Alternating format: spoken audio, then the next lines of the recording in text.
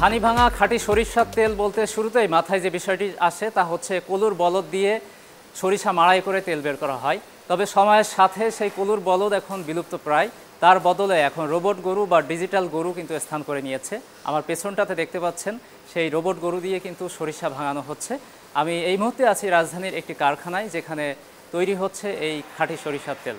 গরু দিয়ে যদি আমি এই ঘানিটা চালাই, এখানে এক হচ্ছে দেখবেন গরু অনেকক্ষণ ঘুরতে ঘুরতে ওটা হচ্ছে মুখ থেকে ফেনা উঠে যায়, দেখবেন ওদের অনেক কষ্ট হয়, এটা একটা মানবিক দিক। অন দ্য আদার হ্যান্ড ওদের যদি এখানে মুভমেন্ট করতে থাকে, ওদের কিন্তু ইউরিন আলসার একটা বিষয় থাকে, তারপরে ওরা টয়লেট করে এটাতে, তখন দেখা যাবে কি এই যে হাইজেনিক যে ব্যাপারটা, আমরা তো এটা খাবো, এই হাইজেনিক ব্যাপারটা মেনটেন করা ডিফিকাল্ট হয়ে যায়। সেই জন্য আপনার ওই গরুর পরিবর্তে 3 চাকার একটা ইজি বাইক গরু হিসেবে ব্যবহার করতেছি, এটাই রোবট গরু। আমাদের দেশে সরিষা উৎপাদিত হচ্ছে, সেটা যদি আমরা নিজেরা মাড়াই করে তেল তৈরি করে খাই, তাহলে আমাদের অন্য দেশের উপর নির্ভরশীলতা কমে যাবে। এটাও একটা ইন্টেনশন থেকে আমার এটা তৈরি করা। আমার এখানে আরেকটা বিষয় কি, আমি তো আর সারা বাংলাদেশের সবাইকে তেল তৈরি করে দিতে পারবো না। আমার পার ডে ক্যাপাসিটি এখন 40 কেজি আছে, এটা হয়তো আমার সামনে 100 কেজি 200 কেজি বাড়াবো। আমি চাচ্ছি যে আমাদের দেশে এই উদ্যোক্তা তৈরি হোক। এই ঘানি পদ্ধতিতে যেহেতু স্লো মুভমেন্ট হয়, কাঠের উপরে কাঠ দিয়ে প্রেস হয়, যার কারণে এটাতে তেল উৎপাদন হয় খুবই কম। আপনার একটা ঘানিতে একদিনে 12 ঘন্টা যদি চালায়, দেখা যাবে 1 মণ সরিষা ভাঙাইতে পারে, সেখানে হয়তো বা 12 কেজি 11 কেজি তেল পাই, এর বেশি না। অন্যান্য ঘানি পদ্ধতি বা এখন জেনারেল যে মেশিনগুলো আছে, এখানে কিন্তু একদিনে একটা মেশিন থেকে 14 মণ 15 মণ ইভেন 20 মণ পর্যন্ত সরিষা ভাঙানো যায়। তো সেই ক্ষেত্রে এটাতে তেল উৎপাদন যেহেতু কম হয়, আর আমার এখানে 4টে ঘানি, আমার দিনে ধরেন 4-10-40 কেজি তেল উৎপাদন করতে পারি। তো এই কারণে উৎপাদন যেহেতু কম হয়, এই কারণে এই তেলের দামটা বেশি পড়ে। আর অন্যান্য ঘানিতে উৎপাদন যেহেতু বেশি হয়, সেই জন্য ওদের তেলের কস্টিংটা একটু কম পড়ে, ওরা একটু কম দামে সেল করতে পারে, এটাই ফ্যাক্ট।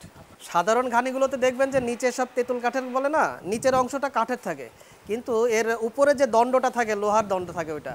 আর আমার এই পদ্ধতিটাতে গরুর ঘানিতে আপনার নিচের ওই যে ফ্রেমের যেটা ওইটাও থাকে কাঠের, উপরে যেটা দিয়ে পিষে এটাও কাঠের, আর কাঠের উপরে কাঠ দিয়ে প্রেস করার কারণে এটাতে হিট জেনারেট হয় কম। আর সরিষার তেলে যদি আপনার উৎপাদন পর্যায়ে হিটটা 60 ডিগ্রি নিচে থাকে, তাহলে ওই তেলটা স্বাস্থ্যসম্মত থাকে, অর্গানিক গুণাগুণগুলো অক্ষুণ্ণ থাকে। তারা যদি এটা তৈরি করতে চায় কেউ, আমার কাছে সহযোগিতা চাইলে আমি নিঃসন্দেহে তাদেরকে হেল্প করব, তাদেরকে উদ্যোক্তা তৈরি হতে সহযোগিতা করব। যেমন আপনাকে একটা ধারণা দিতে পারি, আমি এই একটা ঘানি তৈরি করতে, পুরো সেটআপ তৈরি করতে আমার খরচ হয়েছিল অনেক বেশি। এখন আমি 1,10,000 টাকা থেকে 1,20,000 টাকার ভিতরে পুরো একটা ঘানি সেটআপ আমি একজনকে করে দিতে পারবো, এবং সে অবশ্যই এটাতে প্রফিটেবল হবে। আমি যেহেতু প্রফিটে আসতে পারছি, সেও পারবে নিশ্চিতভাবে। অনেক সময় আছে যে তেলের মাঝে অনেক রকমের ভেজাল মুক্ত ইয়ে করে, তো আমরা দাঁড়াইলে দেখি একবার অরিজিনাল তেল। আগে প্রাচীনকালের যে গরু দিয়া যে তেলগুলা ভাঙ্গাইতো, এটি গরুর বদলা উনি দিছে হইলো অটোটা, কিন্তু তেল খুব ভালো তেল, স্বাস্থ্যের জন্য খুব ভালো, এই জন্য আমরা নেই খাওয়ার জন্য। এটা খুবই সৌন্দর্য লাগতেছে, এই জন্য বারবার দেখতেছি এগুলা। কিন্তু এটা আর গরুর গানির মতনই অরিজিনাল যেটাকে সরষা ভাঙানো হয়, এটা সচক্ষে দেখে নেওয়া যাইতেছে। এটা আমার জন্য না, আমার বস, যেহেতু আমি তার গাড়ি চালাই, ওনার বাসা ধানমন্ডি, তো উনি রেগুলারই এই তেলটা খেয়ে থাকে, ঘানির তেল। তো মূলত আজকে সেই হিসাবে পরিমাণে খুব কম নিচ্ছি।